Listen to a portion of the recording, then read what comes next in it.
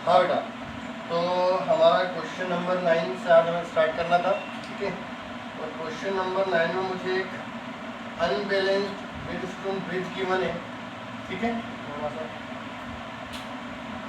इस तरह से मुझे एक अनबैलेंस्ड व्हीटस्टोन ब्रिज गिवन है,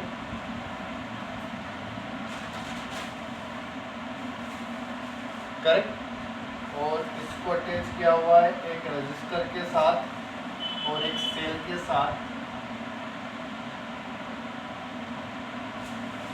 10 वोल्ट, और यहाँ पर ये 10 ओम, और चारों एजेस पर साथ ही डायगोनल पर एक रेजिस्टेंस कनेक्टेड है 5 ओम। यहाँ पर जो रेजिस्टेंस है 10 ओम, यहाँ पर जो रेजिस्टेंस है 10 ओम, यहाँ पर रेजिस्टेंस 5 ओम, यहाँ पर जो रेजिस्टेंस है वो 5 ओम है। और आपसे पूछा गया कि हर एक ब्रांच में फ्लो होने वाला जो करंट है वो कितना होगा, करेक्ट। अब अगर देखा जाए तो बेटा ये जो कनेक्शन है अनबैलेंस्ड व्हीटस्टोन ब्रिज बन रहा है, क्यों? क्योंकि मैंने आपको बताया था बैलेंस कंडीशन में क्या होता है, दोनों अपोजिट एजेस पे लगे रेजिस्टेंस का प्रोडक्ट सेम होना चाहिए। तो यहाँ और यहाँ का अगर मैं प्रोडक्ट निकालता हूँ तो 10 × 10 100 आ रहा है, और इन दोनों का अगर मैं प्रोडक्ट निकालता हूँ तो 25 आ रहा है, विच इज नॉट इक्वल। मतलब ये बैलेंस कंडीशन नहीं बनेगी, ये बैलेंस व्हीटस्टोन ब्रिज नहीं है, ये अनबैलेंस है। इस अनबैलेंस व्हीटस्टोन ब्रिज को कैसे सॉल्व किया आता है वो हमें देखना है। साथ ही साथ हमें क्या फाइंड करना है बेटा, इसमें टोटल रेजिस्टेंस की वैल्यू, सॉरी टोटल करंट का वैल्यू फाइंड करना है, और हर एक ब्रांचेस में कितना करंट फ्लो हो रहा है वो कैलकुलेट करना है। तो मैंने मान लिया कि इस सेल से टोटल करंट कितना फ्लो हो रहा है बेटा, आई फ्लो हो रहा है।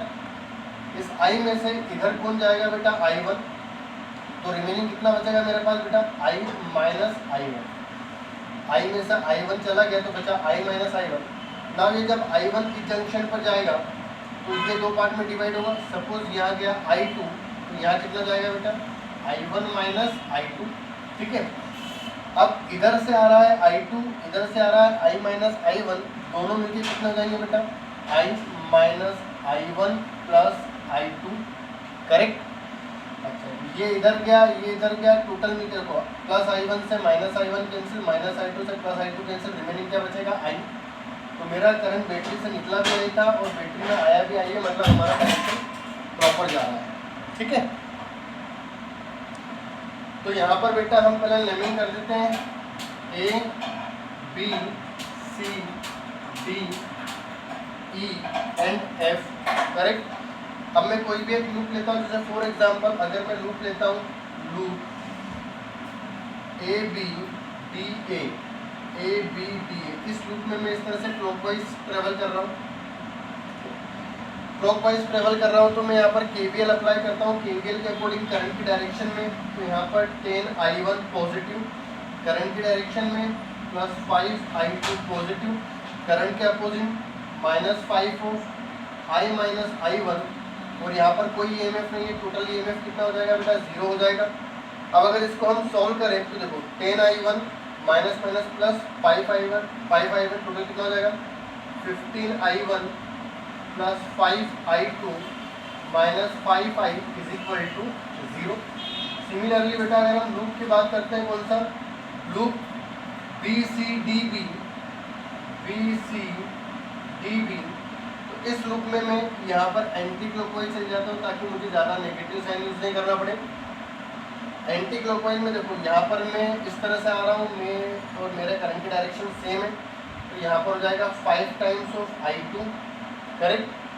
फिर यहाँ पर ट्रेवर्सिंग की डायरेक्शन और करंट की डायरेक्शन सेम है, तो ये हो जाएगा बेटा यहाँ पर plus 10 times of I minus I1 plus I2।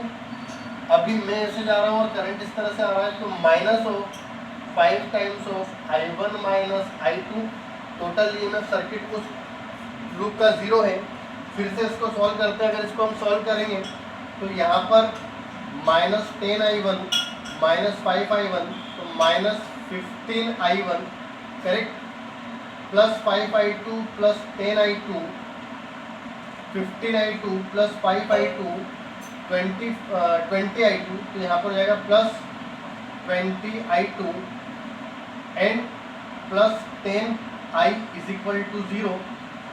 अगर मैं इस इक्वेशन को 5 से डिवाइड करता हूँ तो यहाँ पर मेरे पास जो इक्वेशन बनेगी बेटा वो आएगी 3i1 plus i2 minus i is equal to 0। अगर मैं इसको 5 से डिवाइड करता हूँ तो यहाँ पे आएगा minus 3i1 plus 4i2 plus 2i is equal to 0। इस इक्वेशन को हमने 1 कह दिया, इस इक्वेशन को हमने यहाँ पर 2 कह दिया।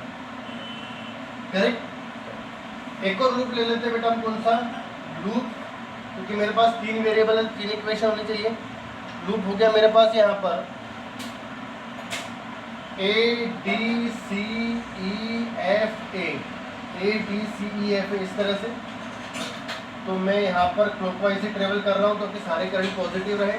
तो 5 times of I minus I1 plus 10 times of I minus I1 plus I2 plus 10 times of I is equal to EMF minus से प्लस आ रहा हूँ तो प्लस 10 रहेगा। ठीक है, अब इसको सॉल्व कर लेते हैं बेटा। अगर यहाँ सॉल्व करेंगे तो कितना आएगा, देखो 5i1 10i1 तो माइनस 15i1, ये हो गया मेरे पास क्या बेटा यहाँ पर माइनस 15i1।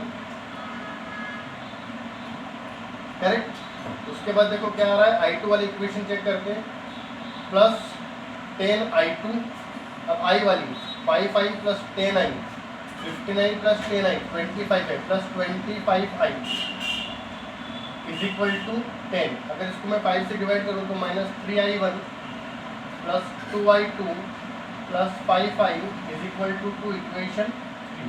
तो ये मेरी क्या आ जाएगी बेटा यहाँ पर थर्ड इक्वेशन बनेगी। करेक्ट। अब हम क्या करते हैं, इक्वेशन 1 और 2 को लेते हैं और इसमें से i1 को एलिमिनेट करने के लिए दोनों को ऐड कर देते हैं। तो इक्वेशन 1 प्लस 2 अगर दोनों को ऐड करेंगे तो प्लस 3i1 या माइनस 3i1 कैंसिल आउट हो जाएगा। i2 प्लस 4i2 यहाँ पर हो जाएगा 5i2। ठीक है, यहाँ पर माइनस i, यहाँ पर प्लस i, तो ये हो जाएगा plus i is equal to 0। तो i2 की जो वैल्यू आएगी बेटा मेरे पास कितनी आएगी, minus of i by 5। Correct. तो यहाँ पर मैंने i2 की वैल्यू निकाल ली इन टर्म्स ऑफ i। अब सिमिलरली मुझे क्या करना है बेटा, i2 को एलिमिनेट करके मुझे i1 की वैल्यू डालनी है। तो यहाँ पर मेरा i2 4 है और यहाँ पर i2 के साथ कितना है बेटा 1 है। तो मैं इस इक्वेशन में 4 का मल्टीप्लाई कर देता हूँ। ठीक है, तो अगर इस इक्वेशन में हम 4 का मल्टीप्लाई करते हैं तो कंडीशन क्या बनेगी, देखें।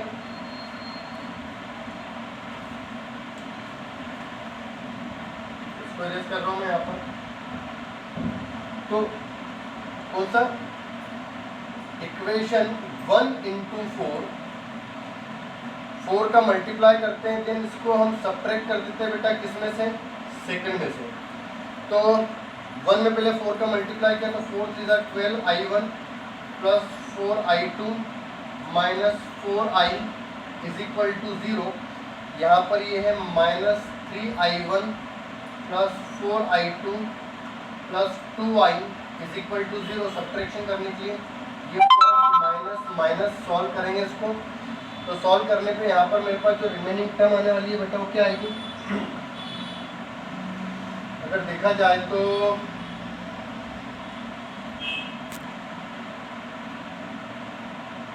ये हो जाएगा 15i1, ये कैंसिल आउट हो गया, minus 6i is equal to 0। तो मैं यहाँ से i1 की वैल्यू भी कैलकुलेट कर सकता हूँ इन टर्म्स ऑफ i। तो मैंने क्या किया, i1 की वैल्यू कैलकुलेट कर ली, जो हो जाएगी 6i by 15, that is 2i by 3 से डिवाइड करेंगे तो 5, तो 2i बाई 5। ये क्या आ गया मेरे पास बेटा i1 की वैल्यू। तो यहाँ पर मेरे पास i1 भी i के टर्म्स में है और i2 भी i के टर्म्स में। इसको मैं पुट कर देता हूँ बेटा किसमें, इक्वेशन नंबर 3 में। तो बाय इक्वेशन 3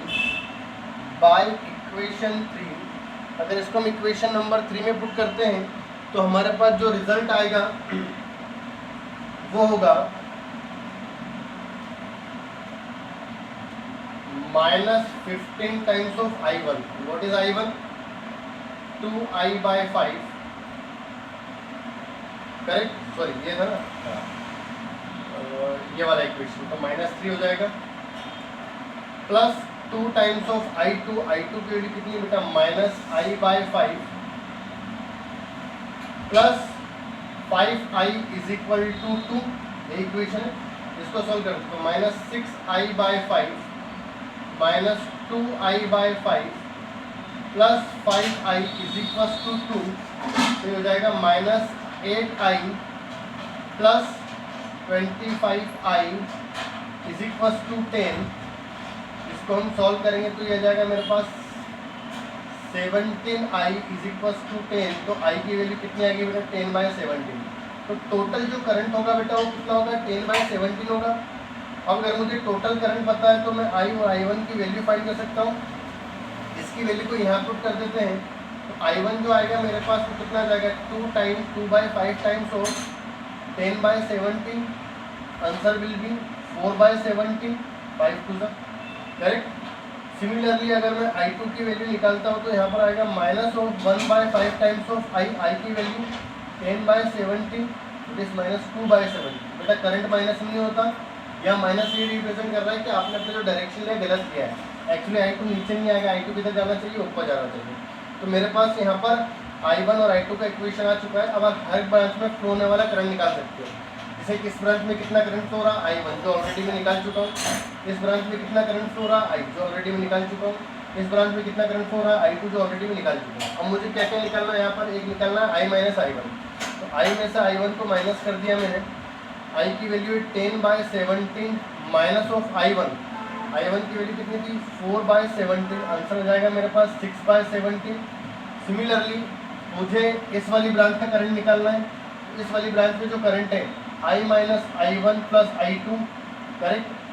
i की वैल्यू कितनी बेटा 10/17 माइनस i1 कितना है बेटा मेरे पास यहाँ पर 4/17 प्लस i2 कितना है बेटा मेरे पास i2 है माइनस 2/17। अगर इसको हम सॉल्व करेंगे तो ये -6, तो ये हो जाएगा 4/17।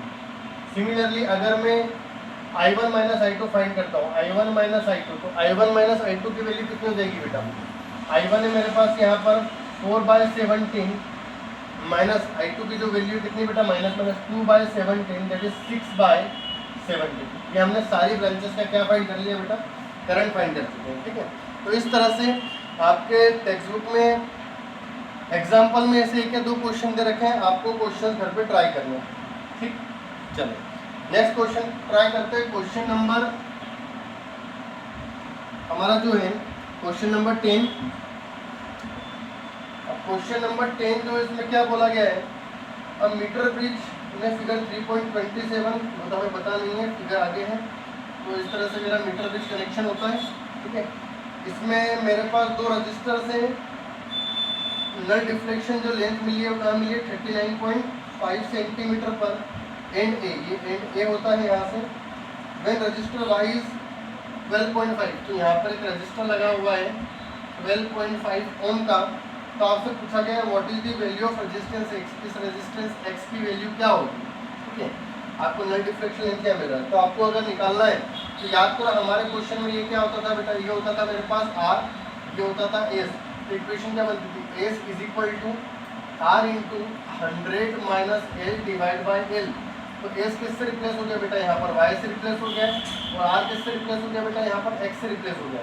मुझे एक्स की वैल्यू फाइंड करनी है तो हो जाएगी Y L divide by 100 minus L. तो वाई की वैल्यू कितनी बेटा मेरे पास यहाँ पर 12.5 इंटू 39.5 माइनस 100 में से 39.5 को माइनस करेंगे तो बेटा कितना आएगा यहाँ पर, यह आ जाएगा मेरे पास 60.5 करेक्ट। तो यहाँ पर आपकी एक्स की वैल्यू आ जाएगी किसमें ओम में। तो ये फर्स्ट क्वेश्चन इसका सॉल्व हो गया, question number 8। Now in part B determine the balance point of the bridge if X and Y are interchange. अगर एक्स और वाई को इंटरचेंज कर देंगे तो बैलेंस पॉइंट भी क्या हो जाएंगे बेटा इंटरचेंज हो जाएंगे। मतलब बी पॉइंट में पहले मुझे जो बैलेंस पॉइंट मिल रहा था वो ए एंड से कितना डिस्टेंस पर मिल रहा था 39.5। ठीक है, और बी एंड से कितने पर मिल रहा था 60.5। तो अगर मैं इनको इंटरचेंज करता हूँ तो बैलेंस पॉइंट भी मतलब ये वाला बैलेंस पॉइंट इधर शिफ्ट हो जाएगा या इधर शिफ्ट हो जाएगा। तो अब जो मिलेगा ये मिलेगा 60.5 सेंटीमीटर फ्रॉम एंड ए से कितना डिस्टेंस पर बेटा 60.5 centimetre. Now in part C what happen if the galvanometer and the cell are interchanged। बेटा यहाँ पर हमारा जो है सेल कनेक्टेड होता है और यहाँ पर हमारा गैल्वेनोमीटर कनेक्टेड होता है। आपसे क्वेश्चन में बोला गया है अगर मैं सेल और गैल्वेनोमीटर को इंटरचेंज कर दूँ तो क्या फ़र्क होगा।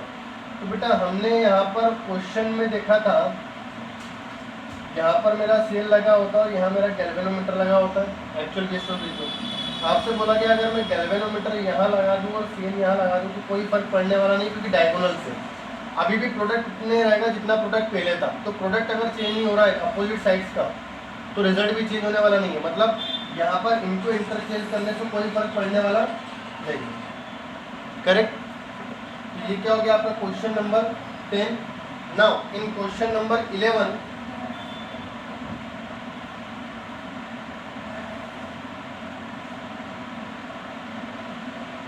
Storage battery of EMF. आपको एक बैटरी का ईएमएफ रखा है बेटा कितना 8 वोल्ट और इसका जो इंटरनल रेजिस्टेंस है वो कितना है बेटा 0.5 ओम है। इस बीइंग चार्ज बाय, इसको मैं चार्ज कर रहा हूँ एक बड़ी बैटरी से जिसको 120 वोल्ट सप्लाई दिया गया है सीरीज विथ, इसमें एक सीरीज रेजिस्टेंस भी लगाया गया है कितना बेटा 15.5 ओम का। What is the terminal voltage of the battery during charging? Charging के केस में टर्मिनल वोल्टेज की वैल्यू क्या होगी। तो सर्किट डायग्राम कुछ इस तरह से है।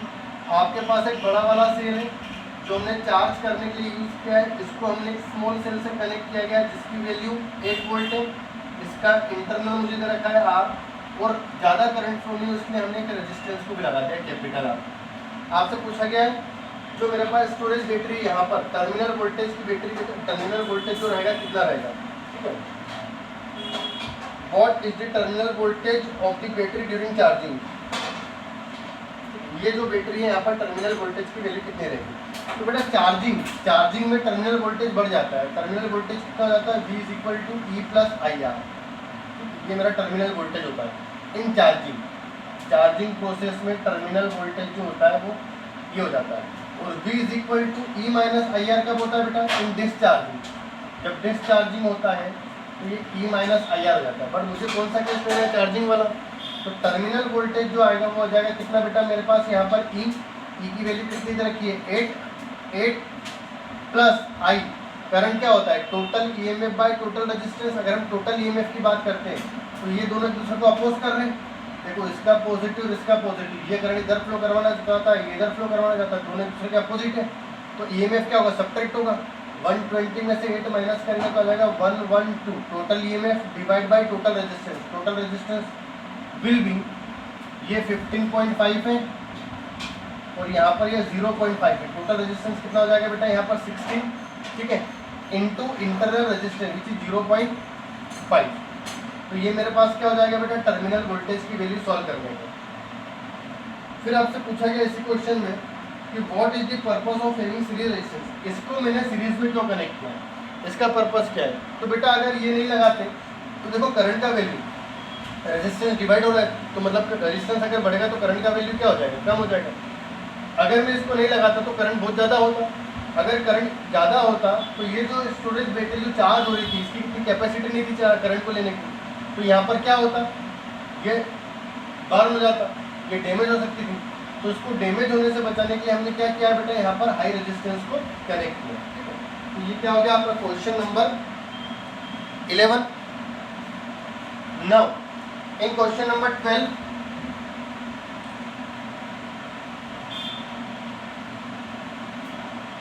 इन potentiometer arrangement a cell of EMF।